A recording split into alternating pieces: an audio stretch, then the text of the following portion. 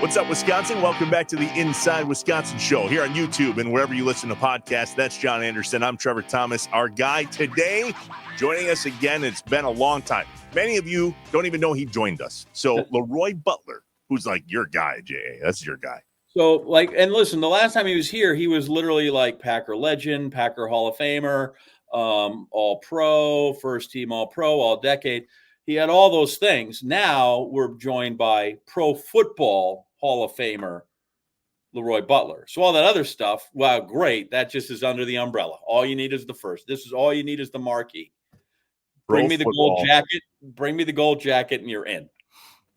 So let's that get gets you a second invitation. You get the gold jacket, you get to come back. Yeah, what's funny is the first time he had us on, he said, "Guys, if it ever happens, I'll come back on this show first." Yeah. Turns out we were last, but it's going to be great to talk to him again anyway. Well, we super had awesome to have him. There was a few others between that and 70 some episodes ago. You'll love it. We love him. He loves us. He loves Wisconsin. Let's jump in. LeRoy Butler on the Inside Wisconsin show. The Inside Wisconsin show is brought to you by American Family Insurance, Aaron's Company, Blaine's Farm and Fleet, Capital Credit Union, Festival Foods, Quick Trip, Miller Lite, North Star Mohican Casino Resort, and the University of Wisconsin-Platteville. Hey, remember to subscribe on YouTube. Leave a review. Smash the like button. Just get with us.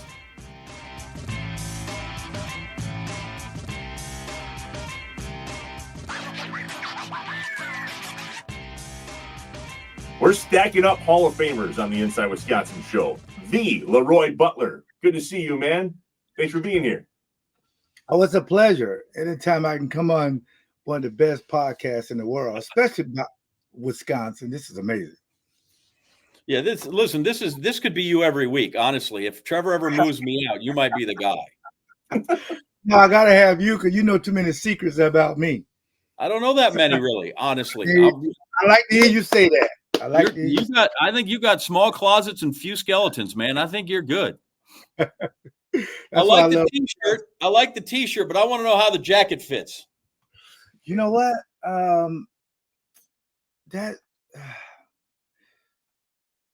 remember it's kind of emotional in a way because I remember Lee Rimmel. Lee Rimmel to me was everything for the Packers because he's kind of was our media guy. He taught us media training. He told us what you guys are going to ask us and don't say nothing crazy. And I remember I was all decade. I was first team all decade. And he said, well, you know what? You may one day be in the Hall of Fame. And I was like, that's not realistic. They put receivers, quarterbacks, running backs. So this is never going to happen. And he just said, I don't know when, but you may have an opportunity. So when I think about that and when going through that, there's a few people that really stand out in my mind. Is my mom, for one, being a single parent, bringing up an African-American kid in the inner city when you're always told that when kids don't have a father in the house, that they'll break the law or they'll do something. That's not true. So that my mom was my hero and my teachers were my hero. And Bob Harlan, the guy saved my life. The Green Bay Packers and Tom Bratz, the GM at the time, taking a flyer on a kid. I was a career 2.50 student. John was 4.0. I know, I get it. But Florida State, and I ran a blazing 4.640 at the combine. That's 5'11", 3/4. I said I was 200 pounds. They said I was 186. So I didn't have the measurement. I just didn't. And the guys who were drafted before me, 4.3, 4.4, 4.2. But when they put me in that classroom, I learned from my teachers to be the smartest player. But don't act like the smartest guy in the room. Be a normal person. So when you think about getting into the Pro Football Hall of Fame, it is emotional because when they put my name up in Lambeau Field, I remember doing a tour. I told a lot of the kids, I said, when you see my name, I represent all the teachers, police officers, first responders, nurses, doctors, anybody that helps, military, of course, anybody that helps people who they don't know. That's who I represent. And so it means a lot. What size is the jacket? Like, did they fit it for you? Did they go out? Do you got a tailoring session? You must be a media guy. That's a great question. Shout out to Hager. There's no sizes. They fit it for you. Mm-hmm. So if you ever walked in somewhere and you're getting married and you want your tux or whatever, Yeah. my wife is here, so I can't tell her that my tux was off the rack, but she don't care. She wants to get married. They just kind of measure you up. You walk into this room and the Hager people are there and they measure you. So you're not like a 42 long or for the bigger guys, 50. No, it's exclusively for you. So whatever you are that day. And I know what people are thinking. What if the little guys gain weight? And what if the bigger guys lose weight? They will adjust it for you for free. Hello. So it's lifetime alterations. Yeah, it fits. That's all that matters. Yes, as long as it fits. You were hopeful that the call was coming to the Hall, and then you got it. I'm curious, do you have a heads up at all, or was Charles Woodson on your doorstep a complete surprise? Well, no heads up. I told the story before, but this is truly amazing. So remember, I got to go back real quick. 2020, I was the first time finalist, but I kind of knew I wasn't going to get in because I saw the other people. I saw Roger Staubach, one of my childhood heroes, him and Drew Pearson. Tony Doyle said anybody who was a finalist or got in that was a Cowboy, I just wanted to see them. So I'm glad Drew Pearson eventually got in. But I'm thinking, how does this work? The pandemic just hit. Because normally it was Mr. Baker come around, knock on your door, or you get a phone call. And we don't have time, but I have a story about getting that phone call in Miami, but it's for another day. So I'm thinking, how are they going to do it? The Packers just lost to San Francisco. I am very upset. Jimmy Garoppolo, and I mean, this guy's in my dreams, man. I mean, Kyle Shanahan, man, I can't ever sleep. This guy's maybe prevented 2 Super Bowls for the Packers. So I'm really upset. So my wife is trying to console me. She said, you know that there's always next year type stuff. She knew because I was on a tour on Friday, touring the stadium, and the league contacted her. I mean, the Hall of Fame contacted her. It said, he made it, but don't tell him because we got to figure out how to do it. And she said, okay. She could have told me that Saturday morning, but she didn't. And Jim Porter, the new president, who's platinum, came up with a great idea. Why don't one of his teammates or a position or somebody you looked up to knock on your door? It was brilliant. Yeah, it used to be great. You'd watch David Baker, big old hulky David Baker, right? And he knocked on that door. But I do want to know, like, in that instance, because obviously when you see Woody, you know exactly what it is. But in that instant, just like what goes through your mind, your body, that jolt of seeing him? Because, like, in that instant, you know. Because I've talked to other players when they either wait on a phone call or a knock. It's a lot of anxiety. But for me, and John, you know me for 30 years, personally, not as a football player, I'm the same guy either way. So some people never even know, they didn't even know had I got a call or the knock. They didn't know. So, and I'm saying to myself, everything leaks. Watergate leaked. So somebody's gonna know that I made it. But I didn't. If I had looked out of the peephole and saw Brett Favre, that's the Hall of Fame. Thank you, God. But I didn't. And then when I saw Woodson, and I had just saw Woodson like a month ago, I'm like, why is he at the house? And then when I opened the door, I saw all the cameras. I immediately, again, thought about my mom, my uncle paying $19 for a kid who had braces on his feet that couldn't play football, but my uncle paid a fee so I can play. And he really didn't want me to get in the game because he didn't want me to get hurt, but he wanted to know, he knew my dream was to play in the NFL. And I thought about my son who's autistic, but he knows when he wears that jersey on Friday with his name on the back, Butler, that's pretty sweet. Okay. When he saw those cameras and realized what the Hall of Fame was, and at the time he was 10, it made me get emotional. And then my family, because this is a big platform because there's only 378 guys. But here's the good thing about it, and that I love. It wasn't in LA, wasn't in New York, Texas, and I'm from Florida, wasn't even in Florida. It was in Racine, Wisconsin. When all those camera people driving up from their bougie houses, where in the hell is Racine? We got to go find this guy in the Antarctica. What? It was people never saw an icicle. My father-in-law's a 3-foot icicle off the house.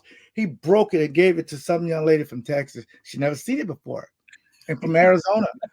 So that's what made me feel good. I want to be a normal person that goes through something that's big, because there's only a few guys in. But I'll say this though, as a kind of a nugget. Guys who wait longer appreciate it more. Sure. Because guys who get in, not Joe Thomas, that's my brother, because he's the first ballot. But some guys, when they get in, they know they're getting in. They're just, oh, okay, thank you. Not a lot of Peyton Manning suspense. Nah, it's because Tom Brady, why wouldn't we just put him in now? I mean, come on. Because he's coming back to play for the Raiders, so we can't put him in yet. Don't be the media. Don't be the 4-letter network. No. No, John, he is not playing. Okay. No. Brady, you got out of this game looking the same way you entered. A good-looking man. Don't mess your face up and knees up for one more play. Don't do it. Week 10, he's coming. Yeah. No, please don't. No. No, and he's an owner now. He can't do it. He's an owner now. Well, that's not approved, but okay. I'll put that down. Brady, through. Done. Yeah, he's done. You mentioned something about the football heavens opening up for you once you got inducted into the Hall of Fame. But a lot of the heavens were opened up to you beforehand, man. Like, you're a busy cat. So did anything change really in your life other than you get to wear that color now, I guess? I love this show because y'all ask fantastic questions. It is true when you have, because I'm working on my documentary right now, and when I go over some of this stuff, I say, man, I'm a blessed young man. And it just seemed like my mom taught me to network and be a normal, grounded person. I used to be very shy. I know it's hard to believe, but she also told me before she passed away, and this was paramount to your question, she passed away in 2016. She said, you know what? Power is dangerous if you don't use it the right way. I said, Mom, that's deep. Tie that in. She said, help somebody who you don't know and be that one yes for somebody. Because God gave you the one yes. He said, yes, you can play in the NFL. And he guided you through all these things. So be that one yes for somebody. She used to always say that. If everybody was somebody's one yes, everything will be great. Because you're going to get a million no's. But the only one you remember is that one yes. So I try, when people meet me, when I leave the room, I want them to say he's the same guy as when he entered the room. So, and that's what these kind of platforms give you, you know, because anybody can do Sports Center with John. I can do that all the time. But being on your show, that's that one yes.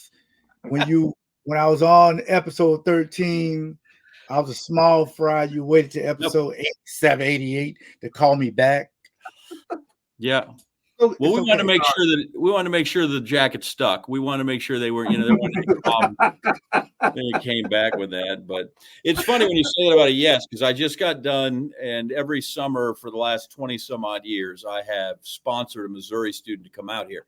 And like this year, there's 27 kids that applied for the internship, because much like your mother, right? Like I want to bring somebody along every time if we can just carry somebody with us.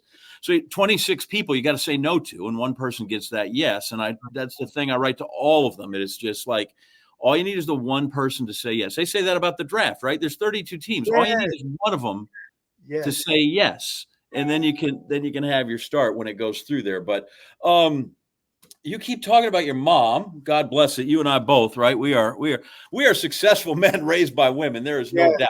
Yeah. You talk so much about your mom and her preaching patience, right? And parents do that all the time.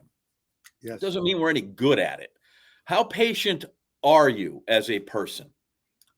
Well, I think everybody should be a little bit more patient, but sometimes you're going to have some dust ups in your mind to be impatient. And you got to be one of these guys to just say, maybe that joke wasn't for me, but the guy next to me is dying laughing. Or maybe, you know what? I don't like the way somebody does something. It doesn't bother me. Mm-hmm. And I think that was my gift. My gift was from my grandmother. She said, and I'll never forget this. She said, God gave everybody a talent, but you got to figure out what it is. And at the time, you know, being a special needs kid in special education who used to get bullied a lot. You know, this is the South. A lot of racist stuff, a lot of mean stuff, violence, crime. But my grandmother said, I said, well, what's my talent? Because I can't run. I can't jump like the other kids. I can't go to the swimming pool because I got these braces on my legs. And my grandfather took it to the next level. He said, oh, you got an amazing talent. Nothing bothers you. So my grandmother used to bet the horses, right? And she had arthritis. So I would write up the Avon for her. It was cosmetics. I write it up and she'd give me 50 cents, right? And then she would look and I would pick out horses. She said, now, you see these horses? They got these blinders on. Other horses may do something, but you can't get distracted. The other jockey may say something. Nope, not getting distracted. The only way you're going to make it in the NFL, don't react to everything. Just because I really didn't know the kids were bullying me. I really did. I had no idea. And when the teacher told me, she said, for some reason, nothing negative really bothers you. That's how you're going to make it. And that's the patience I get from my mom. Because remember, you have 5 kids, and one of them isn't maybe as smart as the other kids because they're all 4.0s, and they're not real fast. All of them probably 4.4. My sister probably was 4.2. And they all at the swimming pool, and I used to wait for them, give them towels. And when I was a prop 48 at Florida State, you know, Coach Bowden, he had one home visit. And I couldn't play my freshman year. I didn't pass the SAT. And I remember him saying, I got to make a home visit. And John, this was a lot of anxiety. I said, he can't see where I'm from because I won't get a scholarship. But he came into the projects and he told me, he says, Miss Butler, I'm going to give him a scholarship. She said, wait, I thought he wasn't eligible. Well, he's not.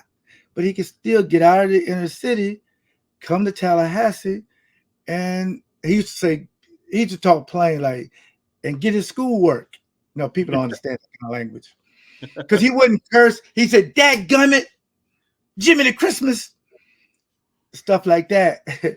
And it taught me to be very, very patient. And I get it all from my mom because she was truly an amazing person. Much like the shirt, everything that comes out of your mouth is gold. I feel bad for your documentary editor. Good luck drawing this down. I know, right? We gotta keep everything. No, we can't. Yeah. All right. Well, we're going to do more in segment 2. LeRoy Butler, Hall of Famer, Green Bay Packer. We're back in a second. The Inside Wisconsin Show. The Inside Wisconsin Show is brought to you by American Family Insurance, Aaron's Company, Blaine's Farm and Fleet, Capital Credit Union, Festival Foods, Quick Trip, Miller Lite, North Star Mohican Casino Resort, and the University of Wisconsin-Platteville. Hey, remember to subscribe on YouTube. Leave a review. Smash the like button. Just get with us. All right, so LeRoy talked about it. Lots has changed since he played on the field, and lots has changed in the front office. But can I tell you something that's not changed? If you go back and Google Lambeau Leap and look at all of the pictures that everybody's taken during a Lambeau Leap, Donald Driver, LeRoy Butler, any of these guys, there is one beer that gets spilled on them every single time, and it's Miller Lite. And what's fun is all the different logos on the bottles. There was a plastic bottle. Now it's in cans, and they're white. Come on, man. That's pretty cool. I feel like there has been more Miller Lite spilled in Lambeau Leaps than some of these microbreweries make. Yeah. So right. I had an old T-shirt from another place, but it used to say, we spill more than you make. And I feel that's exactly the same thing that's happened, right? Like there's been more beer that is, and LeRoy tells you in that first one, right? He crashed into the guy and it just went up. But yeah, I think there's been way more spilled than some of these that all have the fancy names, right? Because it's always like the Twin Peaks Fireside, gecko scaled lizard light double Pilsner Bock. Like they come up like, okay, you just made a beer because you thought you wanted to name it. Yeah. Here, and Miller Lite. This is all I need. Light. That's all we need. And if there's a Lambeau Leap, Miller Lite is involved. Amen. I just think that's so neat. If you go to Lodge Kohler in the Leaps and Bounds coffee shop, big fan. I work out of there a lot. There's a giant painting, if you will, or a portrait of Donald Driver doing a Lambeau Leap. And I sat there and tried to count the Miller Lights one day. Like, I wonder how many are in this picture. I just couldn't. There's too many. I always say that. And this is how because I thought originally I was the guy that did Fear the Deer. And it turns out maybe my guy, Ian Bush, who worked with on Wipeout, he's like, no, I'm pretty sure I did it. And I'm like, okay, I'm sorry if I've been stealing your thunder. But I said, I feel like then we are LeRoy Butler and Robert Brooks. Like LeRoy invented it. It took Robert Brooks to popularize it and bring it to the people. True. And I'm like, okay, so Ian Bush, he's Fear the Deer. And then I feel like I'm the Robert Brooks of getting it out there to the people. We each have played our role. That's awesome. Well, it's fun to watch. And there will be hopefully many more Lambeau Leaps and Miller Lite spillages to come. I don't know. There's no plans to discontinue either one. So I feel like we're in good shape. Good. I like it. Times change, but you can always enjoy the great taste of Miller Lite. Tastes like Miller time. To get Miller Lite delivered right to your door, visit MillerLite.com/Inside Wisconsin, or you can find it pretty much anywhere that sells beer. Celebrate responsibly. Miller Brewing Company, Milwaukee, Wisconsin, 96 calories per 12 ounces. Time for another top 5 list here on the Inside Wisconsin show. As always, presented by Wisconsin's leaders in STEM, the University of Wisconsin-Platteville. UW-Platteville's Environmental Science and Conservation program prepares graduates to lead innovation in sustainability and agriculture and conserve environmental resources right here in Wisconsin. Find out more at uwplatt.edu. Big environmental guy. I love the environment. Wilderness, out in the woods. I'll take you there someday. It's a good time. Listen, I'm all for it, and I'm all for conserving it. Right? I just don't necessarily need to, like I said. And as a kid, I think I climbed every tree in Green Bay like 7 times, at least on the west side. And I went. It's so funny. I went last time I was home and with one of the kids, and we went by John Muir Park, where I was a parkie one summer, and I said to Colin, I said, I used to climb that tree to the top like 3 times a week. And it was, it was an old cedar. It was an evergreen, so you could get up there. And he looked at it, he goes, Dad, that's impossible. Look how high that first branch is. He's like, you got to be telling me a story. I'm like, Colin, remember, it was 45 years ago, right? So the branches were down and you could get on it. And he's like, okay, yeah, that makes more sense. But, so it's like, I'm all right there. I just don't want to go. Once I'm up there, I like to come down. I want to sit up there and think, oh, well, maybe a deer will come by. Whatever. We've had this before. Yeah, we'll do it again, I'm sure. But I'm here. I'm not here to listen. I don't want to burn it all down. I don't want to plow it. I don't want to drill everywhere. I'm good with it. You know, I know you are. And we're going to conserve it. I just would prefer to keep my golf ball out of it. Fair. That's also true. All right. This week's top 5 list. In honor of LeRoy Butler, I got thinking about well-known trios in Wisconsin sports during my lifetime and a little bit before my lifetime. So many of these may not be like, oh my God, I can't believe you didn't do this or that. That could happen. Before your lifetime. Well, there were 3 people that made it before my lifetime. I know that's pretty rare. They're number 5 on my list for what's worth. It was dark and formless, you know, like Genesis 1:1 hadn't even appeared yet, but that's good. Let's go. What do you got? So the top 5 trios in Wisconsin sports. Number 5 for me, just because I wasn't able to experience them, Bart Starr, Vince Lombardi, Ray Nitschke. I would say that those are the 3 biggest names from those years. Is that fair? Yeah. I mean, I think people, you kind of took one from every country there. There's just so many of them. I guess those would be the 3 seminal names, because some people would say, well, how do you not put, Horning, Taylor, and Starr together? Because they usually kind of went together. Or Horning, McGee, and, something like that. Or on the defense, you could go, Nitschke and Willie Davis and Herb Adderley. So, but I think that hits it. I don't think anybody's going to, you're not going to get any fist fight over that. You're just going to have people who go, well, here's who they're going to be like Digger Phelps. I don't. Digger always would tell you when the tournament was 64 teams, he'd tell you the 8 teams that would need to be in that were snubbed. And you're like, Digger, which teams are you taking out? He goes, well, you can't take anybody out. Those are, they all deserved it. So now Digger had a 72 team bracket. So that's how you would. People would end up with just your trio would have 7 people. Wow. And he obviously knew what he was talking about, because it's all of that and more. Yeah. All right. Number 4, back to the Badger basketball teams that we love. Okay. Sam Decker, Frank Kaminsky. And I struggled with the third one, but Nigel Hayes was probably the name that got used the most when those guys were in their prime. Bronson Koenig was on that team and a bunch of others, but I feel like if you're going to pick 3, the trio, Decker, Kaminsky, and Nigel Hayes. Fair? Yeah, and I was thinking if you go back earlier, there was nobody in the Bill Cofield team that had Claude Stretch Gregory and Wes Matthews, and I don't know who the third would be on that one, Same with some of the GB teams, right? There was a Ripley and an Anderson, and I don't know who the third one might have been right offhand. So there was, I'm not here to fight with any of these. I'm just here to maybe make us think more. That's so fair. I'm fine with that. That's okay. Number 3 on my list. Andy Kowski. So it's pre-Andy Kowski, so you're not, Andy Kowski, Mike Kelly, and that's the hard part, right? Like, who's the third? Mm-hmm. All right. Number 3 on my list of the trios in Wisconsin sports that are most well-known, the Bucks when I was a kid. Ray Allen, the Big Dog, Glenn Robinson, and Sam Cassell. That was, I believe they even called them some sort of the Big 3, right? Mm-hmm. And then they tried to make it a Big 4, and Anthony Mason came in and it all went to heck. Yeah, it did. Oh, it's just sad for George Karl. I like George, but he ruined my team when he brought in Anthony Mason. And what's worse is I really like Anthony Mason. When he was coming up, he became famous with the Knicks, but he kicked around the CBA, and he was in Tulsa for a year as the Beast when they won a CBA championship, right? So I covered him in the late 80s, might have been 90, 91. But anyway, he was there, and so I'm like, oh, Anthony Mace and then Mace ruined the team. Yeah. Terrible. And everything fell apart. Mm-hmm. Number 2, Brett Favre, Reggie White, LeRoy Butler. And you said it for a long time. LeRoy Butler, like that was LeRoy's team. As much as Reggie gets credit and Brett Favre gets credit, that was LeRoy's team back behind the scenes, yeah? Well, he was the first guy in, right? Yeah. He was the first guy there. No, by far, those are the 3 people that literally changed everything.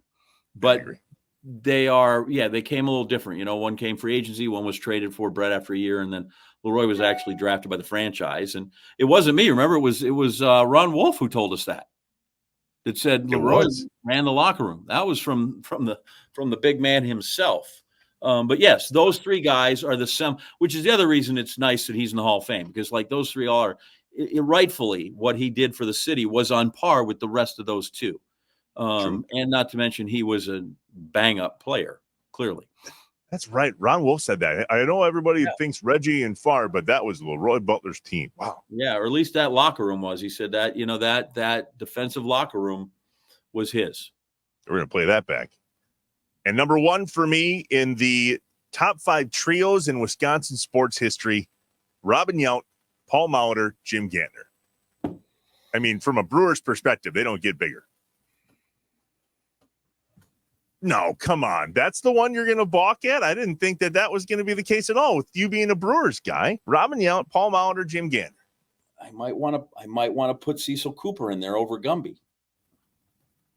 I know the two of them served Gantner and Yount played more games together than all those guys. And Molly was there a long time before he went off and played well in Toronto and Minnesota. But I might think in that era that drove that team, Cooper for those 4 or 5 or 6 years was offensively far more of a force, middle of the lineup guy to that one. Just saying that maybe I might have to swap out Gumby. Like him, love him, deserving. I think there's just that Coop might be more deserving. Okay, slightly augmented. I'll take that. How's our poll question? Do we have a poll question? We don't have a poll question. We don't have a poll question. If that would be it, though, we'll put that up on Twitter and see what happens. We'll get like 8 votes. So you don't think it's Sal Bando, Larry Heisel, and Ted Simmons? No, I don't. But this might be super top of mind for me. I have a signed baseball behind me from Paul Molitor. I have a signed baseball from Jim Gantner, and I had been chasing and finding and chasing a signed baseball by Robin Yount. My guy, Chris Rohde, came through this past weekend. He brought me a signed Robin Yount baseball on an American League, Major League Baseball, like back when they were in the American League, when those guys were playing. Sure. So super top of mind for me. That's where the trio thing came from. I got all 3. I'm super pumped. If you would like to find me a Cooper, ball and send it my way. Yeah, you could do that. I'm trying to think of other, like, could you do Hank Aaron? And why can't I think of the other guy, not Evans? The third baseman. Come on, John, don't be an idiot. And Lou Burdette, who won 3 games in the World Series. This is killing me. Why can't I think of this? Like, I should have all my Wisconsin credentials taken away. Eddie Matthews, thank you. Oh, that's right. Sorry, that took me 20 seconds. Yeah. What about Hank Aaron, Eddie Matthews? What about Spawn and Shane and Pray for Rain? So we need one more in there. That you could go through. Why didn't you argue that Gorman Thomas should have been in the top 3 with those other guys? He was great, but if you think of the most productive players on that team, that's the top of the order right there, right? I think it probably was Molly, Yount, Cooper. Then you probably had then Gorman, and then probably then Benji probably hit 5th, right? Because you need a big stick after him. He came after that, and then 6, 7, 8, 9. Then you had Gantner and Charlie Moore and we're doing this right now. 1982 Milwaukee Brewers roster. Okay, let's see. I'm going to see if I can find the batting order. Bear with us, everybody. This could just be the outtakes, and this could just be for us. What do we got? I think this is actually amazing. If you can, let me just see if I can find. Don't ask me, by the way, who the Brewers batting order was from last night. Oh man! Speaking of, we're going to give our guy Murph a shout out here, pretty quick here at some point in this podcast. Can't find it. I looked. I couldn't find the lineup. All the guys that you mentioned, sure enough, they were on the team. Couldn't find the lineup, but we're just going to take your word for it. Anyway, the top 5 trios, in my opinion, in sports history here in Wisconsin. We're back, the Inside Wisconsin show. Trevor John and LeRoy Butler, Hall of Famer class of 2022. Number 3, let me get this right. I'm going to guess 357. Yes. Ew. I have a joke, though, with that. You go. Now, sometimes jokes that it depends on the culture, okay? So I would say a joke like in the locker room. I'm not saying that joke at home. Makes sense. Yeah. Mm-hmm.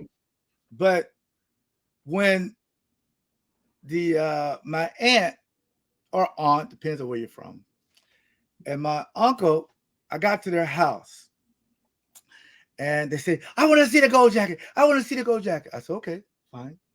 So my uncle, we call him Vaughn, Charles Von Durham, my favorite uncle.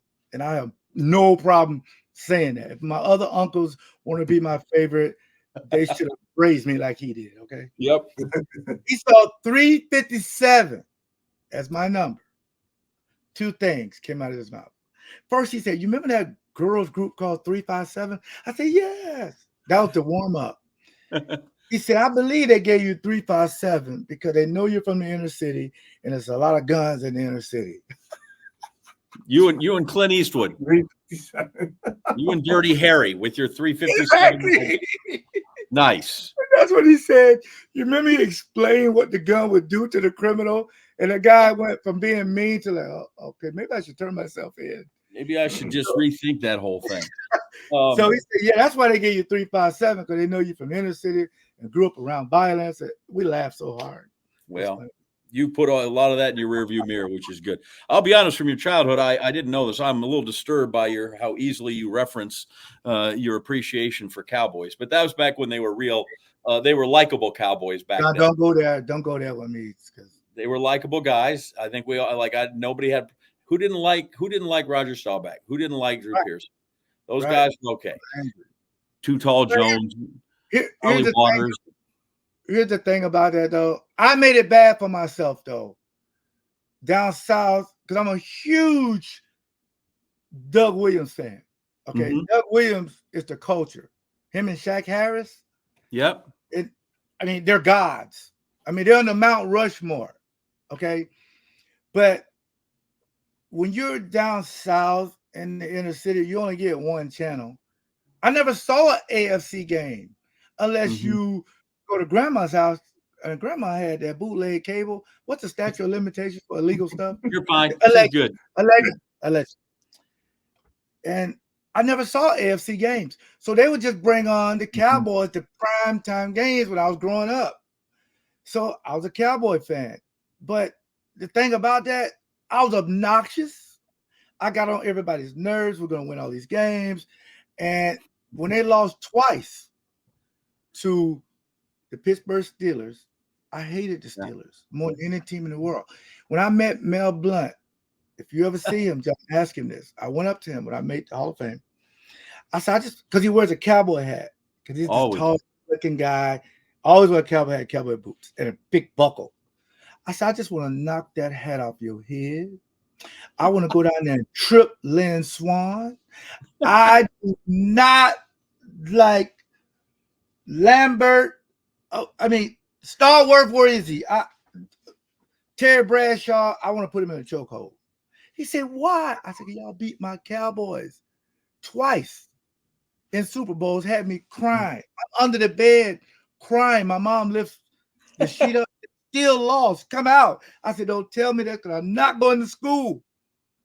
I was obnoxious. Yeah. Someday I'll tell you the story about when Jack Lambert tried to kill me. But that's for another day. And I did play golf one time. I played 9 holes with Mel Blount, and I just thought that guy looks like he could play tomorrow. Right? That was maybe 10 years ago, but he just still looked like, holy goodness. The guy's truly amazing guy. I love Mel Blount. He was a heck of a player. But I want to know this, going back to that Cowboys, because you've made mention of this. You were going to be an NFL player. You're in a wheelchair and braces, going to be an NFL player. Your sister put notes under your pillow. How is it that football grabs you and you didn't want to be a basketball player? You didn't want to be a baseball player. What was it about the game of football that grabbed hold of you? Platinum question. Being special needs and being in special education, when it's just me and my teacher and the other students are walking by and waving at me as if I was like at the zoo or something, I'd wave back or whatever. And I had a learning disability, and I couldn't read. And my teacher thought I was colorblind. She was trying to show me colors in the color and crayon box, but it wasn't that I was colorblind. It was just that I couldn't pronounce or spell magenta. What the hell is that? So I just froze up. So she taught me how to ask questions. Ask me. So when that kind of stuff, just you hear that all the time, I got to play the ultimate team sport. What sport, when I can have a bad game, which don't go Google it, but I've had a few. A guy catches a touchdown on me. I'm going to the bench. I'm distraught.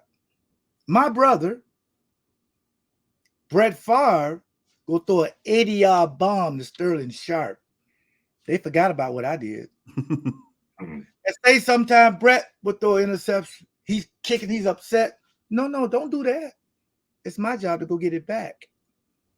And when Reggie White sacks the quarterback, when I'm just about to lose my man deep, and you hear the roar, Reggie, that's the ultimate team sport. So football was the only sport that was for me, because I need 10 other guys to get on the same page to try to win a Super Bowl.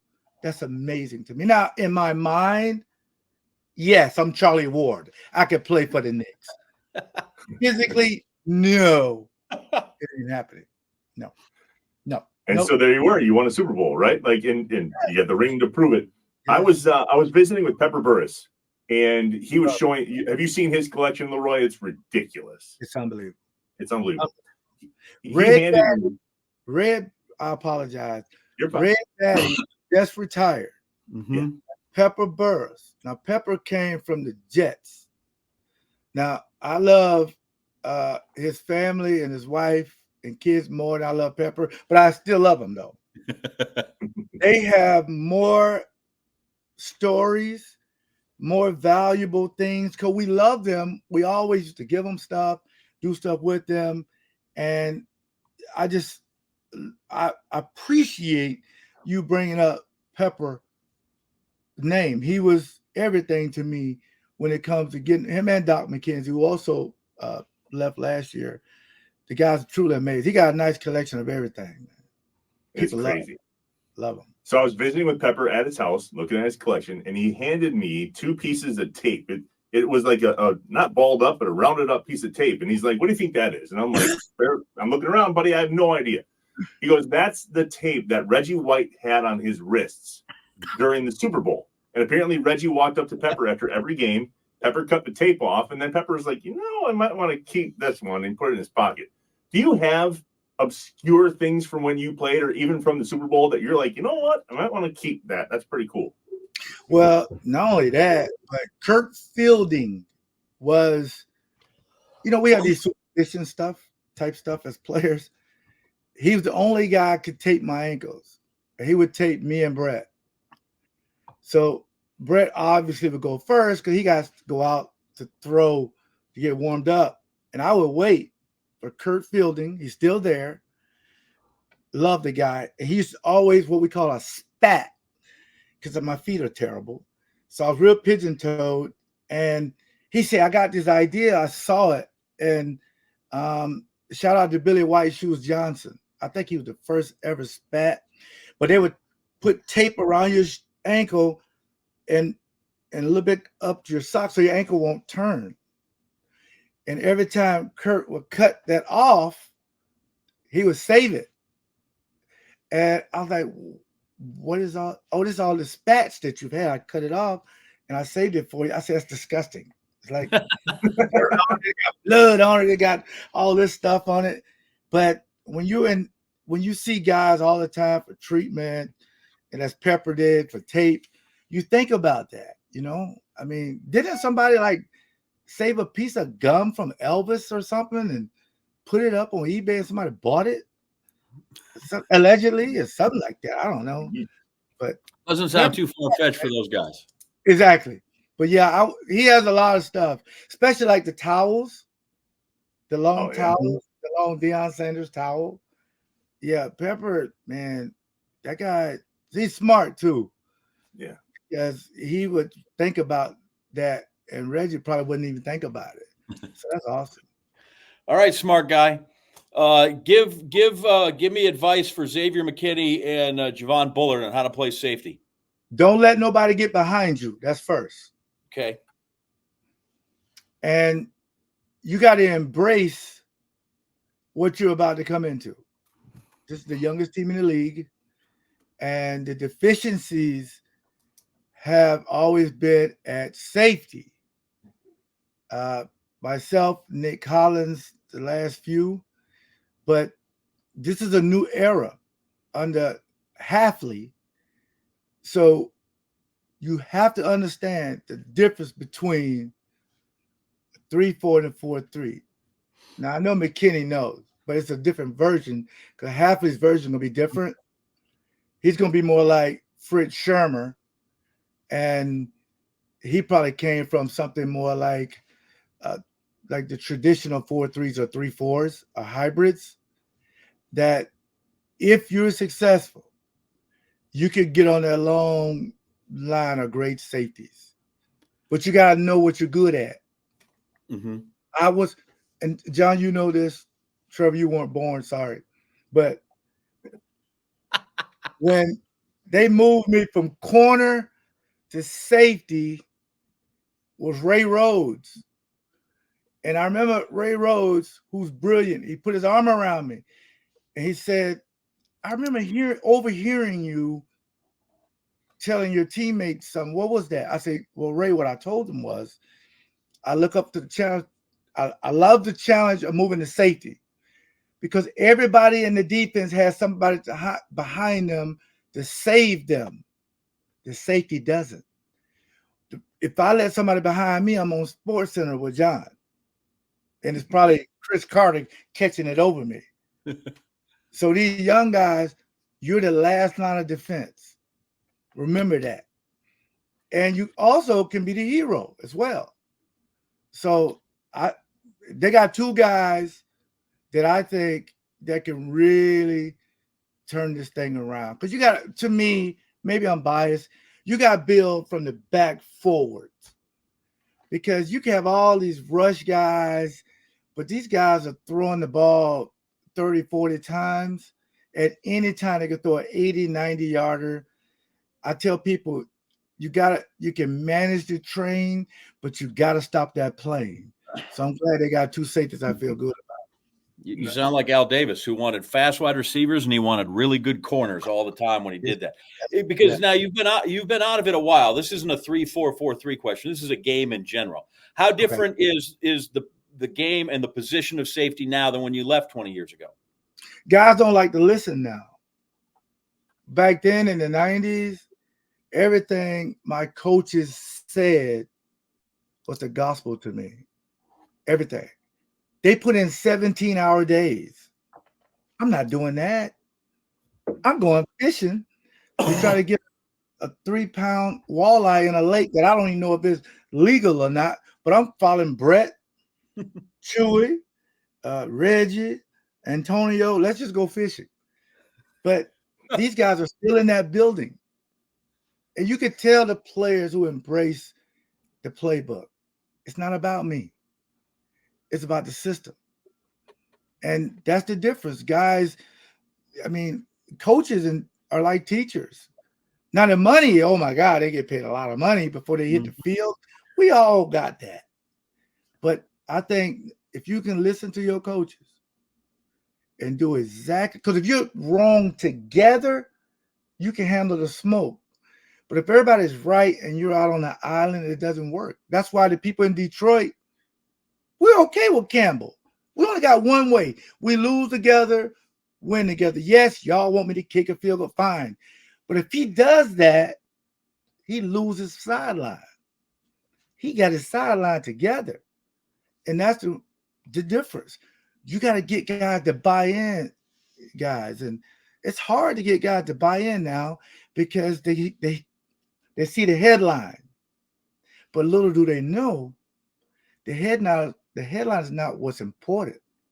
It's the story. Mm-hmm. The headline just get to click, but then it disappears and you have to read the story. So back then in the 90s, you got to be a part of the story. The headline will come. That's the biggest difference. So the game on the field has changed a lot, and so has the game off the field. And now you're invested in the game off the field, Mr. Packers Board of Directors director. What's up with that? How's that going? Well, first of all, you sound like you're on The Price is Right. Come on down. Yeah, it does change because it's a different platform. Now, this is a little emotional as well because come on, you have to think about this. This is not supposed to happen. From the inner city in the project, single parent to being on the board, I thought that was like people that you never see that they just in HR or you see them and they got a suit on and they're leaving in a six-figure car. I never thought it would be like this. And being the Green Bay Packers Foundation, we give out millions of dollars to the nonprofits around the state. I love that. So being on that committee or working with Titletown, my guy Craig Dickman over there, and those people just being a part of anything. So when Mark Murphy, discussed it with me, I was overcome with emotional. And my brother George Kuntz is also on there, Dexter McNabb. And you get a chance to do a lot in this community, and it is very, very emotional when you call up a nonprofit and say, "I got a piece of change for you." A lot of these nonprofits, they're only one or two fundraisers away from closing their doors. So I love doing that. So now I would be honest, that's not a dream I always had, but two things can be true. I mean, because I like helping people who I do not know, and this fits that. This is kind of circling back, forgive me, because I've heard you talked a little about Fritz, you talked about Bobby Bowden. I don't know that people know. What do I need to know about Corky Rogers? Because he's a legend. That much I know. Well, he was coaching under duress or anxiety and pressure, and I'll explain it. But I'll go back to my coach Gracie at Fort Caroline Middle School. He says, "Okay, junior high," and he said, "You can play spring football at the school that you're about to attend." So he signed me up. His name is Hammond Gracie. I talked about him in my Hall of Fame speech. And I got over to Terry Parker High School. Terry Parker was a pretty good high school. It was not far from Fort Caroline. So I'm in spring practice. And the guy I looked up to was Wayne Gallman. His son used to play for the Giants. And I think he's playing for the United States Football League. And he was one of the best running backs ever. And they wanted to play me at running back. Then I got a letter. My mom got a letter and it says, "Wait, we got to change your school." I said, "Why?" "Well, the busing system is changing, and now randomly by your last name, whatever they put in this lottery type thing, that's the school you go to. So now you can't go to Terry Parker anymore because all the kids went to. It's like a feeder school. You just go Fort Carolina, Terry Parker." Yep. Long story short, I get over to Robert E. Lee High School. Now it's called Riverside. Now this is the South now, okay? So, and I remember my mom telling me about the Confederates, the Unions, back slavery and all that. I had history classes. And I never thought I'd be going to Robert E. Lee High School. And I remember my mom telling me this because she was amazing. She says, "It's not the name of the school that you go into, because the last thing they see is your name on the back of your jersey. You go there to get an education and represent the Butlers." Coach Corky Rogers had to deal with African-American kids and white kids coming together and playing almost like Remember the Titans. Remember that? That's a lot of stress. All I want to do is walk through the halls and see a 6'5" kid, 300, come out for football like most coaches. No. So he had to kind of work his way around. And I remember he changed my life. I was on JV and he said, "We're going to move up 6 guys I don't know who the 6 guys are going to be, but you may have an opportunity. And he came to my algebra class, but he didn't give me a jersey. And he told Miss Gordon something. I don't know what he told her. Then he left. I said, well, I'm not getting a jersey. And then when I went outside the room, he was waiting for me with a jersey number 52. I didn't care what the number was. I just knew I could walk around with the varsity because they had 6 more games. And I could wear a jersey on Friday and girls will notice me. That's it. I didn't play. It's when 52, that's when the centers were getting all the gals. Yes. So my junior year, I moved to 42, and then Gene Fournette with the Times Union covered him, and a lot of those, they cover my whole life story, and I'm still friends with them now. And I remember Coach Rogers timed me in the 40, and he says, you ran a 4.4. And he said, you know what? You're going to get a lot of letters. I got a lot of letters. And then fast forward, I'm one of 33 players in 100 years in the state of Florida to make that team, the all-century team. So Coach Rogers, before I wrap it up with him, he's the one that taught me to play multiple positions because you never know. Play safety, play running back, tailback, just play. When you go to Florida State, just play. Special teams, if they have tryouts for kickers, do that. Just let the coaches see you. And if it wasn't for Coach Rogers, I don't think I have the mind frame of when a guy enters the locker room, I don't care what color he is. I don't care what his politics is. I don't care what his mom do, his dad do. He's my brother, and I need him to win a championship. He taught me that. It ain't about you. It ain't about me. Nope. And I know we're at Robert E. Lee, but the white guys need the black guys. The black guys need the white guys. And when you come in here, it was one color and it's blue. He'd say, go blue. And he taught me that.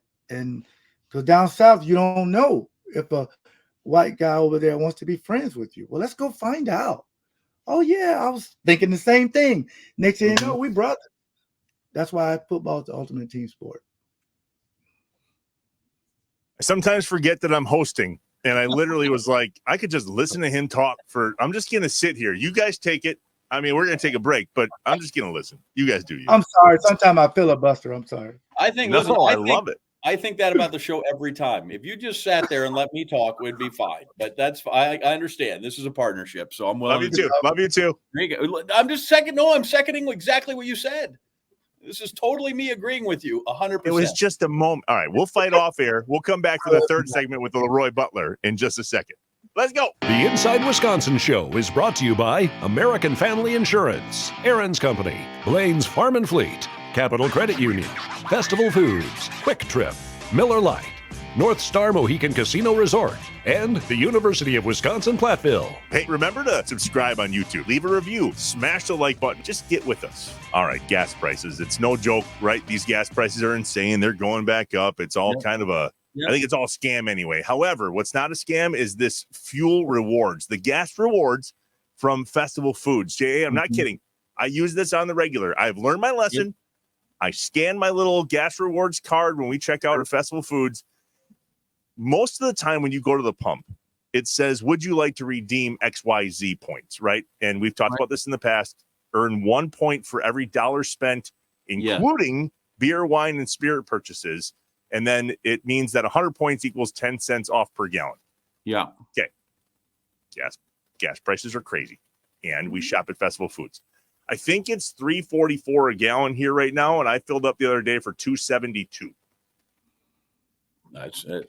We have. I live on the worst corner in Connecticut right now, where one is $3.89 and one is $3.99. And it used to be right that guys. It seemed to me that we're on the corner. They had price wars, and they'd go down. These guys are like, cool. If you go up, I'll go up. And like, you guys are in cahoots. That to me is, that's collusion. It's supposed to go the other way. Competition is supposed to drive prices down. It's not supposed to be two clowns on the corner. They're driving it up. But that's my problem. Let's go in. And I don't have a Festival Foods. Yeah, okay? Well, that is your problem. And you don't have a Quick Trip. So two iconic brands here in Wisconsin. Go into this guy's place sometime and go, hey, I'd like to use some points. But listen, you already have to fight Amanda for him, so you guys don't need me in the ring for that. Oh, You got that happened as it is. That happened again the other day. She's like, "Oh, by the way, we have 5 cents off a gallon or 10 cents off a gallon." I'm like, "No, you don't. They're already gone. I filled it up. Sorry." There you go. It's kind of a fun game. All right. Festival Foods, gas rewards, festfoods.com/gas-rewards. Thank you, Festival Foods and Quick Trip, for saving us money on our gas. We're very grateful. Sorry, J.A. We are back, the Inside Wisconsin show, wrapping it up with our favorite, LeRoy Butler, man. It's been an awesome time just catching up with you. All right, 2 for me, then the ever-famous lightning round. How's the vodka business going? Last time you were here, we made a Bloody Mary. It was awesome. What do you got cooking these days? Well, thanks for asking. That's my brother. Now, me and Robin Yount is my guy. That's it. Robin Yount used to have Robinade years ago in Pick and Save. So, and Chad, shout out to Chad Greenway. He's the one who got me started in this business. And he's a Viking, and people like, oh, that's so nice. Gray Duck. Shout out to Gray Duck. So I said, well, let's do kind of a cocktail because we want to work with the brewers in the off season, right? And I called him up, and he was in some remote place shooting moose or so. I don't know. But the guy's from Arizona, and then he's here. I love the guy. He has amazing hair. And we collaborated on Leaping Lemonade, and we call it all day because you could drink it all day. And I know what people are saying. Wait a minute. Why do you have alcohol like Leap Vodka and the Leaping Lemonade? Because I didn't make it for me. I made it for you. So, I mean, why would I make something and just keep it to myself and drink it? But we're working with Capital Houston now. So, and that's another good way if you want to get me in your establishment for a good discount off the Hall of Fame appearance fee. Order a bunch of Leap and Lemonade, and we can work it out. But you can go to Leap Spirits because we have other. I think we got cranberry lemonade too, and black cherry, all that. Yeah. So, but we'll hook you up though. Yeah, we'll hook you up. Robin Yount. Just when I think you couldn't be more visible. You're the most visible. Man. Last one for me. You're the most visible Packer in the history of the Packers. You are literally everywhere. You're signing autographs at Stadium View and during a game weekend. And then you show up on, didn't you do a bourbon tasting and cigars with our guy Mike Heller down in Milwaukee? Yes. And then I'm at a Charlie Barron show of all places here in Green Bay the other day, and boom, there you are on stage singing him happy birthday. Yeah. Do you sleep? Sometimes. Charlie Barron to me he's like my nephew, and we're really close. People don't know, but this guy do sold out shows everywhere. I'm gonna get him in Canton to do some stuff for us. And because he know I love content, so we collaborate quite a bit. I got a new cooking show that's being developed called The Butler and the Chef, and his segment is so funny because we have this thing about because he's more manly than me. Okay, he hunt, he fish, he cuts the lawn. Like I don't even know what a lawnmower is, but I'm a cook. So he catches the fish, I cook it. So he's gonna teach me to be more manly, to like actually hammer in a nail. I'm gonna teach him what a frying pan is, and Colleen, shout out to Colleen and Dante. They're kind of the young people we have around us filming us to make sure we don't make old men out of ourselves. But he just turned 37. So thank you for bringing that out. I love Charlie. And he's a special young man. And he's definitely, and matter of fact, in my, this is a nugget only for Inside Wisconsin. I hope I said your show right. But if not, that's right. If not, we'll edit it. He's doing some voiceover for me in my documentary when I go from, I think, 9th grade to 10th grade. We're going to use his voice because the good thing about Charlie, he's funny because he's not trying to be funny. Mm-hmm. That's why he's funny. And when Yeah. you hear him read this stuff, it's hilarious. And shout out to his family. He has a beautiful family. We enjoy Charlie for sure. I love it. So, and if you want, we can talk that way too, if that makes you feel better. Yeah. So, I'm just saying I got rid of it some, but yeah, no, for sure. I can do that. Anyway. Yes. Yeah, no. All right. Are you ready to rip through some of these? Yeah, let's do it. All right. First, if I got a Ouija board or held a seance, could your grandmother pick me a Derby winner? Yes, she could. Yes. Very good. She has this formula. So if John, I'm telling you, if she was alive, we'd call her on her rotary phone. And she had to go get her readers. And she got a big box of readers, 5,000 pair of glasses. And she dig through them like Fred Sanford. Remember Fred Sanford would put all the glasses up there and she put it on. Oh, yeah, that's the winner. Yes. Okay. Why? Well, because I ate an apple last week, right? And my dentures came out. So the denture, something would tooth or denture a mouth and it picked them. Winner. So she'd be making you a lot of money. That'd be a fortune. Fantastic. Name the other Packer Hall of Famer to wear number 36. Other than Nick Collins? The Hall of Famer. Oh, Hall of Fame. Pro Football Hall of Famer. Oh, a pro football. Herb Adderley? Nope. Wait a minute. He was a guard. Mike Mikuleski. How would I know that? Well, and it's hard too because he wore like 25 and 36, and he wore a bunch of them, but he also wore 36. Welcome to my life. He does this to me all the time. How would I know that? What year is that? He played in the Thank you. 30s. He played in the 30s. See, that's when Trevor just leaped over you as being my best friend. Because he would never set me up like that. I'm just saying. I thought maybe there aren't that many. There aren't that many. I thought you'd know. Better player from Jacksonville. You or Edgar Bennett? Oh, I was better and better looking. Good. Give me the famous Southern rock band named after the Robert E. Lee gym teacher. Ooh. Somebody just told me that one. Oh, my goodness. I had no idea.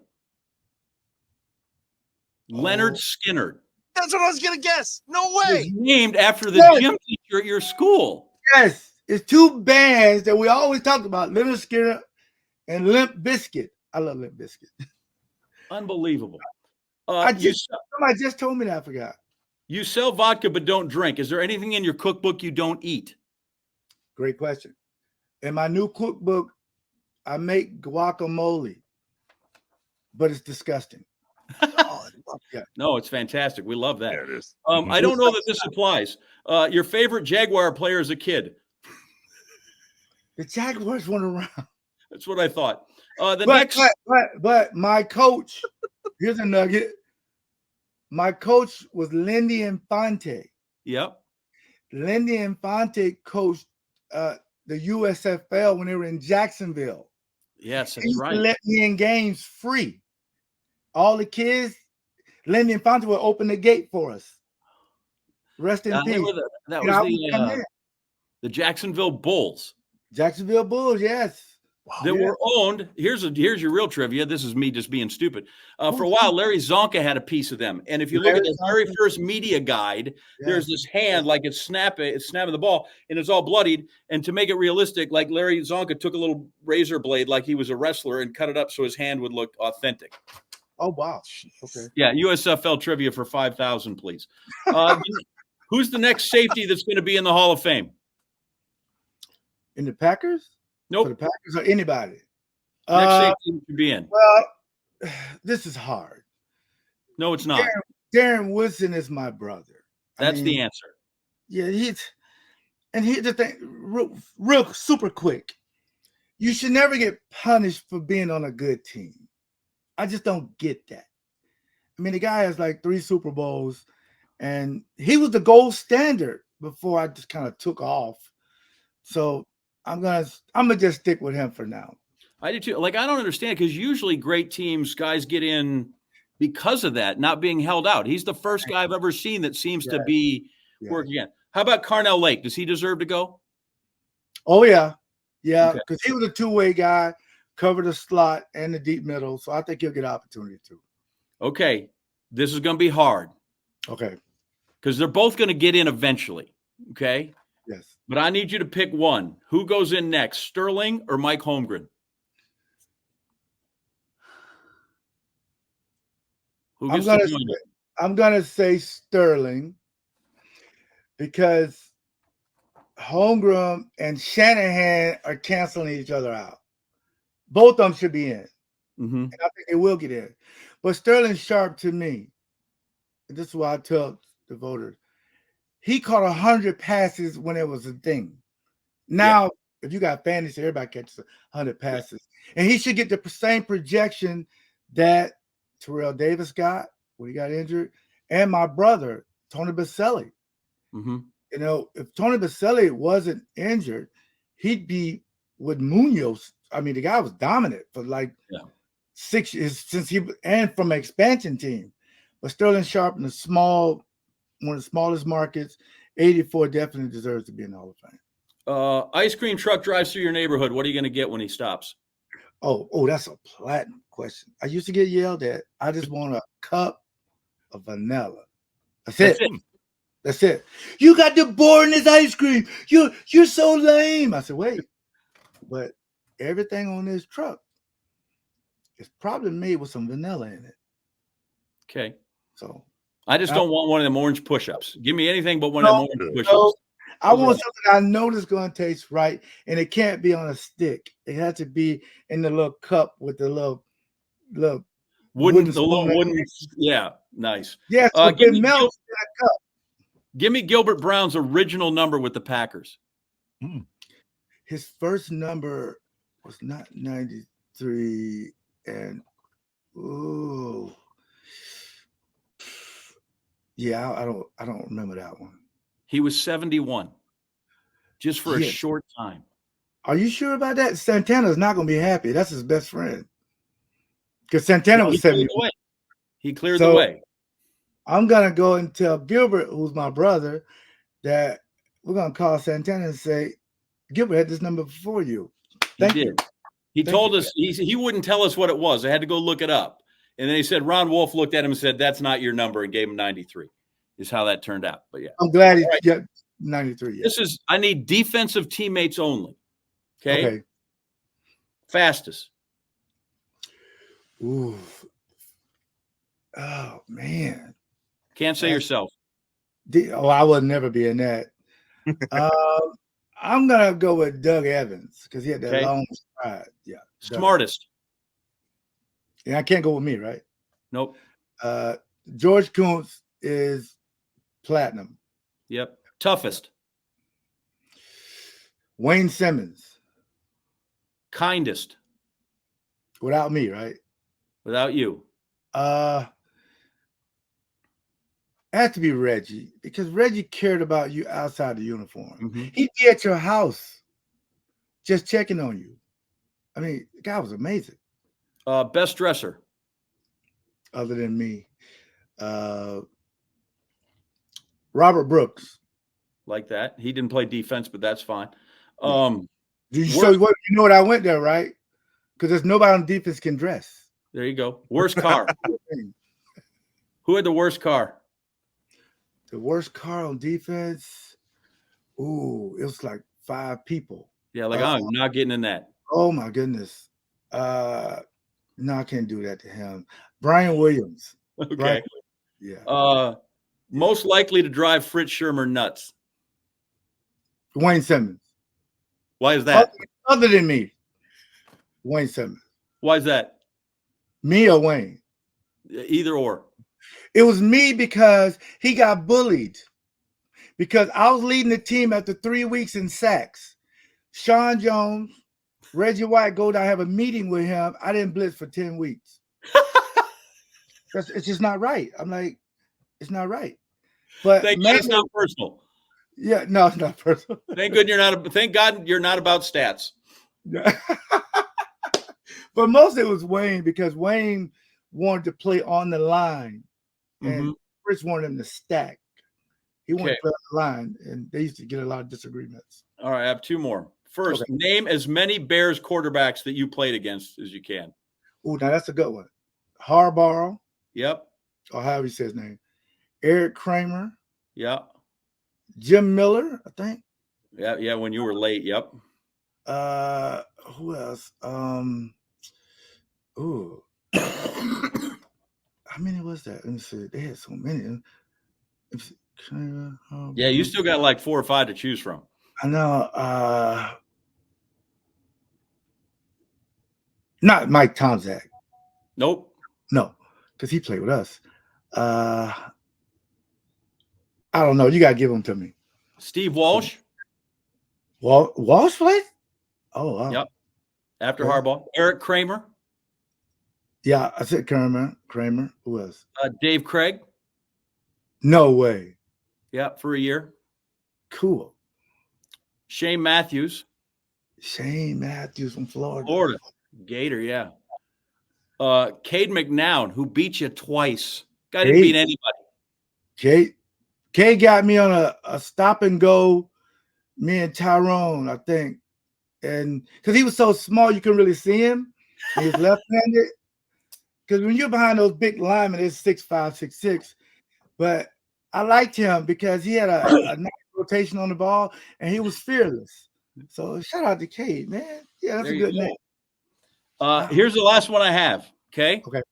Because I know it's a great story, and I know there's been a teacher that has been integral in his life and yours. Tell me about LeRoy Butler the fourth. Well, I'll tell you this. I'm going to blame my wife for this one. Now, we have a very blended family. Very blended. Okay, my oldest daughter is Sharon. She's 37. And then next is L'Oreal. No, Sharon was with my first girlfriend. And then I got married for the Packers and their mom, Rhodesia. We had L'Oreal, Gabrielle, and Danielle. A lot of L's in there. So I already had 4 daughters. And I got a divorce, I think, in 2006. And I met Genesis, my current wife. She already had 2 daughters, 1 and 2, Maria and Sierra. So I'm saying, God, I got all these girls. You gonna give me a son? I've been a good boy. I mean, what's up? So I was out of town or something. I had to do an appearance, and my wife went to see what the sex was, and she didn't tell me. So 2 things she held for me: the Hall of Fame, and I was having a son. So I got frustrated. Where do we have it? I can take it. If it's another girl, I can take it. Okay. And she said, it's a boy. I lost my mind. I was like, that's amazing. And then the next thing I said to her was, now you know what I'm going to name him, right?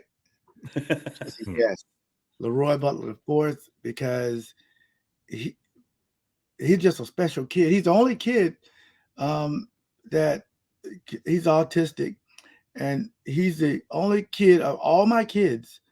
Every day, Dad, I love you. Have a good day. I can't wait to go to school. And he ran track and cross country, and he's definitely my favorite. I'll tell my other kids that all the time. If you want to be my favorite, work harder. But you gotta like do what your mom and dad tell you if you want to be the favorite. And he's just a special person in my life. I feel like I'm not even worthy of having such a great life, to have something you've always wanted, like a son that you can have fun with. He went to his first Packer game last year. So I want to thank Mark Murphy and the Packers for helping me do that, because he was up there in the executive box with all the big wigs, and he was like, oh, I would really love some chicken wings, but that wasn't on the menu. And one of the young ladies that on our board, she went out and got him some chicken wings, and he said, Dad, this is the life. This is great. And when he saw his name, which is my name, in the stadium, he got very emotional. He started to cry, say, this is cool. My name in the stadium. And I already said he wears his jersey during football season. So he's just a very special young man. I'm so proud to be his dad, because I'm definitely the helicopter dad, though. Definitely. Yeah. Did he tell you about the dessert cart that came by then? Because that's always a big thing when the dessert comes by. Man, they can't go by us. Come on, they can't go by us. Mainly for my mother-in-law, she would actually do the leap over it to stop them. Okay.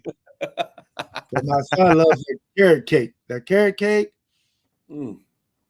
They already have it ready for him. Like, I didn't know if I had to pay for it or not. She's like, "No, you're good." Susan Finko takes care of that for you up in that room. I know, but I was like, "Pay for it." It's like, "No, you're good." So I love the people at Lambeau. I appreciate them, because they know, for me being a special needs kid and special education, and and then having my son kind of the same. I think that's the way God intended it to be, so I could teach him to be just like his dad. Just like, John, when I met your mom and your dad, I love family. That's what family's all about. Trevor won't I don't know if he has a family. He just won't introduce me to anybody that's been around. Well, that's just trying to get to you. He's getting manhandled. He doesn't need to bring everybody else in to take that abuse either. Exactly. That's why. So my mother sends her best, by the way. I saw her this weekend, told her we were chatting. She was down with me on this thing. So she sends her best. She's glad that you're there. Keep your nose. She's like any other mom. Keep your nose out of trouble. I'm like, Mom, I think he's past that. But she just would like you to know that anyway, even at 50, whatever. Keep your nose clean and be well. So, very special. Glad things are well. I'm glad we could catch up with you after the ceremony in Canton, because last time we talked, we knew that would be coming. We just didn't, hadn't arrived yet. And so I'm glad. It's so well deserved. And there are so many great Packers. I think there are 29 Packers in the Hall of Fame that have had at least that have been touched. If you go with guys like Ted Hendricks as opposed to Paul, and boy, that is your peer group, man. And that's where you belong. Congratulations. I also like the fact that when we are there amongst all the Hall of Famers, and there's only a few have played for one team, that makes me feel good. That makes me feel good. That'd be you. Because sometimes it's not in your control. They either trade you, cut you, or get rid of you. But when you have a say and when you can leave, because I took 3 pay cuts to stay with the Packers, because my mom was telling me about the discussion she had with Bob Harlan, and she loved Bob Harlan. And, this is the best fan base ever. We don't have an owner. We have, shareholders, and we have the draft in 2025. So we got a lot to be thankful for in Wisconsin. Mic drop. Good to see you, man. Thanks for joining us again. I tell people that all the time, LeRoy, when they talk about, but what if Brett leaves, or, what if Aaron Rodgers leaves? And I'm like, Forrest Gregg didn't finish there. Neither did Lombardi or Lambeau or Horning or Taylor. Like, James Law, there's so many guys. You and Bart for sure played there the whole time. Reggie, you and Bart. I'm trying to think of other guys. Ted Frisch, I think maybe, or Tony Canadeo. But you got to go back to those guys. Yeah, it is more rare in the modern. Like, even Tom Brady's going to go in, and he was a Tampa Bay Buccaneer, right? Like, it's a hell of a thing, man. So, you remind me of a guy that he's a great runner. I don't know if you ever heard the name Meb Keflezighi, but when Meb ran the New York Marathon for the last time, he was cheered. And I said, that's because there's 1 million people watching here, and every one of them think they're Meb's best friend. And I think that's how it feels like you walk into Lambeau Field. Like, there's 70,000 people here, and pretty much all of them think they are LeRoy Butler's best friend. And that's a hell of a thing to make people feel that way. That's you're first class all the way, my man. Thank you so much. We want you to do a whole lot more than just save money. We want your money to grow, just like your dreams. We want you to achieve financial well-being and the feelings that go along with that. Capital Credit Union, doing the right thing. J.A., I'm not kidding. I see him everywhere. LeRoy Butler is literally everywhere in Wisconsin. By far the most visible Packer, and clearly a good friend of ours. Listen, there's a guy who truly embraced what it means to be a Packer. Some people, we've said this before, some people chafe under that, and I get it. It can be a crowded, cramped existence sometimes. He doesn't seem to think so. He sees, friends and opportunities, which I don't want to say he's opportunistic. I'm just saying that he sees that, it's a good life to be a Hall of Fame Packer. And he's he's a first-class fella, and he's out there doing good work for the community. Even if he's not playing at noon or 1:00 on Sundays, that, he's still out there contributing, which is great to see. When his documentary is done, I hope the Packers hand it to all their draft picks and be like, hey, bud, this is how you do it. All right. If you wanted a road map, here you go. This is the map. And I get it. It doesn't have to be for everybody, right? It's not always for everybody all the time. But for those that we kind of embrace Packers willingly, and, they just picked 11 new guys. Come on in, here we are. And sometimes that can be a touch aggressive or whatever. And some guys see that and even if they enjoy that, and I'm not here to pick, but like, I think Aaron Rodgers truly does love the Packers and love the community and love those people. Right. But he's got a different engagement with the fans here than LeRoy Butler does in some of the other ones. And his is just, his is, to borrow a word, platinum. Platinum question. Platinum guy, LeRoy Butler. Platinum stories from John, Wisconsin. The John Anderson Tales of Yesteryear. Where are we headed today, J.A.? Well, I don't know how this is going to play with you, and it's going to take a minute, but as long as we talk to LeRoy that long, I think here we go. This might be a problem. And if you'd like, you can spike this now, and we'll just come up with something else. But what I thought I'd do in honor of LeRoy is when he went into the Packer Hall of Fame, I don't know if you knew this, I presented him. I did know this. So I thought I'd just read my presentation speech for LeRoy. Outstanding. I'm listening. See, is it okay now if I just turn into a fan here and listen? Is that all right? I don't know. You might go, I don't know. It might be way too much about John Anderson. But because look, it's pretty meaty. So don't put a clock on it, and feel free to turn it off, or we can have it cut down. So, but if you don't mind, since I had this laying around the old house, that's amazing. I'd read the LeRoy Butler presentation. Oh, cool. All right, I'll be back here. You go. All right. So here's the first thing I did say. Boy, I said this would sound so much better if I had Wayne Larrabee's voice, because Wayne had introduced me, and I thought, well, that'd be so much, better. That would be great. And then I also said I wanted a teleprompter, and then I said no, I wanted to show people that I had the reading level of a 42-year-old. So this was 17 years ago that I did this. Crazy. So here we go. Just to avoid any confusion right off the top, there is a John Anderson, the Packer Hall of Fame, but that's not me. As I get started here, and before I begin bragging on my friend LeRoy Butler, I want to congratulate all the other players here tonight being recognized for their contributions to the team last season, and to Hall of Fame inductee Robert Brooks, who, when I worked in Phoenix, once did the Lambeau leap into our assignment desk. That's true. At KPHO, he did that. I also want to thank the Green Bay Packers organization for having me here tonight, Gwen Borga of the Hall of Fame for getting me here tonight. Neither of which would have happened, of course, if LeRoy had not asked me here tonight. And for that, I am truly honored, undeserving, I suspect, but honored to be sure.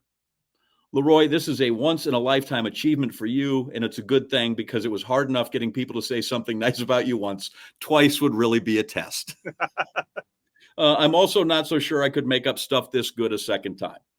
Grand and bold-faced lies of deeds and plays that never really happened, although I held back a few whoppers in case you end up in Canton, Ohio someday, and I believe you will. And you will. I thank you for your friendship, for your consistent and continuing example of goodness, and for what you have given this team and this city since 1990, which is far more than football. I feel like that theme still runs through, right? Mm-hmm. Man, am I glad we had the good sense to draft you. And I say we because by allowing me to be a small part of this great event, you've also allowed me to come home. I am and always will be a Green Bay kid. 1670 Beamert, Vincent T. Lombardi Junior High, Southwest class of 83, season ticket holder, section 104, row 51, seats 35 and 36.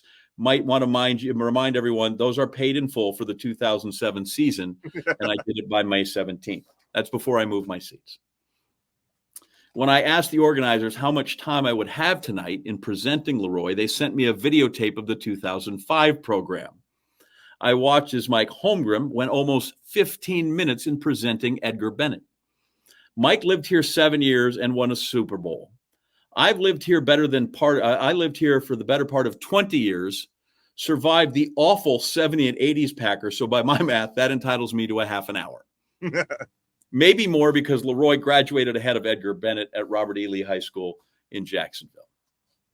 Now, I would never make the mistake in thinking that my status as a local here makes anything about this night about me. My mother and dad are here. They would not agree. However, LeRoy, it does allow me to look at and analyze your career with the Packers and your service to the city of Green Bay and the state of Wisconsin with a unique perspective only someone who has spent time in both a bowling alley nursery and Lambeau Field can provide. A view focused and fortified by Kroll's and Al's hamburgers, bratwurst, chili with spaghetti, cheese curds, whole milk, and Miller High Life, the champagne of beers. These insights gleaned and sharpened from sitting on the stadium's cold metal benches, walking through the Hall of Fame itself at every one of its previous locations, and countless football games played on Kennedy's schoolyard and Cater Drive asphalt. And while it is well known nationally, the Packers are community owned, what people don't know, and what I always try to get across to them, is that the uniqueness of the Packers isn't solely ownership, but more so the way we care for and guard and protect our team. The misconception is that Green Bay is a freezing cold place to play, when in fact, there's no place warmer. You know how LeRoy got here tonight? He rode my bike. When we see a Packer in a grocery store and start talking to you like you're our neighbor, we're not starstruck. We just want to make sure you're eating right. We don't mean to intrude when you're filling your car with gas. We want to make sure you can get home. We are not trying to be fashion police if we see you in the store. We just want to make sure you're dressed properly for when December comes. Why do I want Brett Favre to make a retirement decision every offseason? Because if he quits, I believe there is a realistic chance he'll get on the tractor and go over and mow my parents' lawn. Besides my parents, I have a few friends here tonight willing to claim me. There's my buddy Stroh, Grandma Audrey, whose real name is Scott Rathlisberger, and Byron. But if you're a Packer, this whole room is filled with your people. And this doesn't happen in other NFL cities. Why does a team in a city of 100,000 people have millions and millions of fans nationwide? Because they would like to be us. They want to experience what we have, except maybe for venison sausage. And that's their loss because they just don't know what they're missing. Whether it's true or not, we feel like the Packers and LeRoy Butler and Robert Brooks, Antonio Freeman, Aaron Campen, Darren College, A.J. Hawk, and all those guys play for us. I've said this before. You know who the New York Giants fans think their players play for? The Giants. Same with the Jets or the Cardinals or whatever that team in Minnesota is called. Sure, all NFL players live in a very special world, but to play for the Packers is to have first-class citizenship. LeRoy Butler is not only first class, but he is head of the class. We put our arms around him, and he embraced us back. Too often, pro athletes are portrayed as churlish, graceless types who brush aside the autograph seeker, refuse to pose for pictures, and announce annoyingly that all they owe us is a 2-tackle effort or an appearance at a memorabilia show for which they were getting paid $10,000. There are, for sure, a few who fit this unflattering image, those who take the paycheck on Monday and run. Our love and our devotion unrequited. And too often, we take it and move on and love on. The record books sometimes show athletes to be most valuable players. As a fan and a journalist, those letters MVP mean something quite different to me. And this is why it's so great to tell LeRoy Butler's story. He's a star athlete who belongs to society at large, a man in good standing with the rest of the community, a man whose self-awareness begins by recognizing there are people around other than himself. He is a man who knows the difference between self-confidence and self-promotion. A man who might very well hold a book signing in your backyard. LeRoy Butler, to put it simply, helped reestablish the Packers' greatness and restored the football pride to this city. Yes, Green Bay has always been proud of its team. There's no questioning that, but winning adds to it immensely. We stand taller, walk more confidently because you made us champions again. You brought us a Super Bowl and the trophy with our coach's name on it.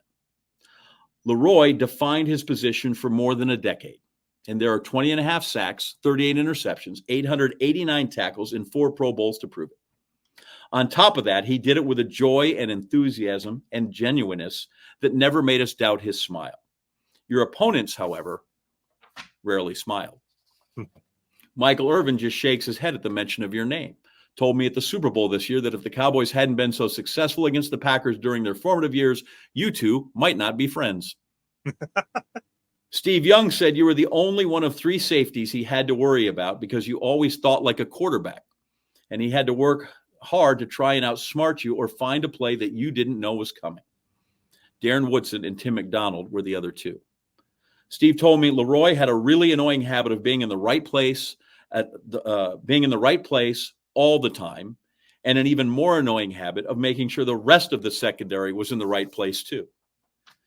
He did want you to know, however, that he finally learned not to look you off in coverage just in time to throw a TD pass to Terrell Owens in a playoff game in San Francisco.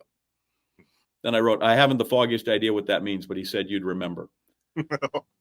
Whether it was for celebration or just sheer warmth, you were the first guy with the bright idea to jump in the stands and be among the people after a touchdown.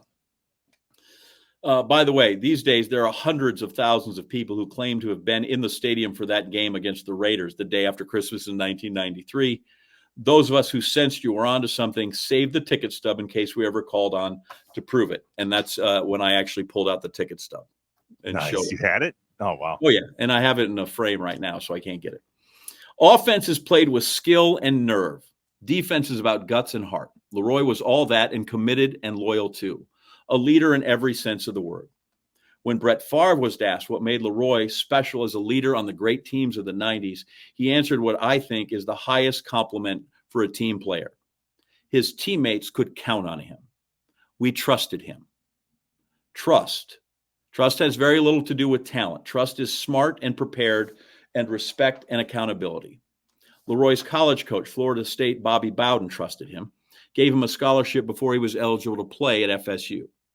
Coach Bowden couldn't be here tonight, but he sent me an email that read in part, LeRoy was the ideal student athlete that you want on your football team. Not only was he a great player, but he was an excellent student and excellent citizen. Never got into trouble, always on time. Never tried to get out of anything. A natural-born leader. He's probably as solid a football player as we've had at Florida State. I thought it was nice of him, LeRoy, to leave out how the punter-Ruski you got tackled at the 1-yard line. Did you ever hear this story, Trevor? Oh, yeah. I think he told it. Okay. Yeah. If you're not familiar, the Florida State at Clemson game in 1988 produced what ESPN's Beano Cook called the greatest play since My Fair Lady. Seminoles were losing late fourth quarter, 4th down on their own 18, and they call a fake punt. A great sleight of hand and act of deception so convincing the Tigers were completely caught off guard. And old Roy Lee there ran like people were chasing him for 81 yards. Now I'll give you a second to go ahead and add that up. 18 plus 81. Right, that's 99. And if you haven't measured a football field lately, they stretch 100 yards. Our guy got nicked at the 1. Luckily, the kicker made a game-winning field goal for the Noles and bailed him out. So you see, the true miracle that December day against the Raiders was not that LeRoy made it into the stands, it's that he actually made it across the goal line. Seriously, that LeRoy could run it all is no small miracle, and a blessing most of us are familiar with by now. The leg braces and casts he wore the first 8 years of his childhood that made getting up the steps at his family apartment literally a 12-step program no kid should have to go through. Raised in Jacksonville, Florida's harshest and poorest projects, his family scraped together enough money and his siblings sacrificed enough so 11-year-old LeRoy could have the bike on his Christmas list. Lest you think it was a selfish request, also on his list that year was a wish that there would be no violence and that none of his friends or loved ones would get hurt during the holidays. To hear him talk about the excitement and happiness of getting that bike and how it was tempered by the real fear someone might steal it or hurt him to take it from him is to fully appreciate the convoy of bikes traveling from the locker room to Oneida Street's practice field during training camp every summer. And yet none of this produced a mean or bitter adult who hoarded his pro wealth. On the contrary, what grew from that hard place was a compassionate, loving man who shares his good fortune and his experiences with others, a man who gives of his time and of himself. Through his efforts and his foundation, LeRoy touches so many in need, and he has done truly special and remarkable things for women with breast cancer, making him not only green and gold, but also pink too. LeRoy, on draft day, in your first conversation with then coach Lenny Infante, you had one question. Where is Green Bay? Well, I'll tell you, it is where you were meant to be. A loving husband and father, a good son to his mother, a friend to so many in this room, and one of the all-time great Packers. Ladies and gentlemen, it is my privilege to present to you tonight, for the Packer Hall of Fame and forever, number 36, LeRoy Butler. Remember to subscribe on YouTube, leave a review, smash the like button, just get with us. The Inside Wisconsin Show is brought to you by American Family Insurance, Aaron's Company, Blaine's Farm and Fleet, Capital Credit Union, Festival Foods, Quick Trip, Miller Lite, North Star Mohican Casino Resort, and the University of Wisconsin-Platteville.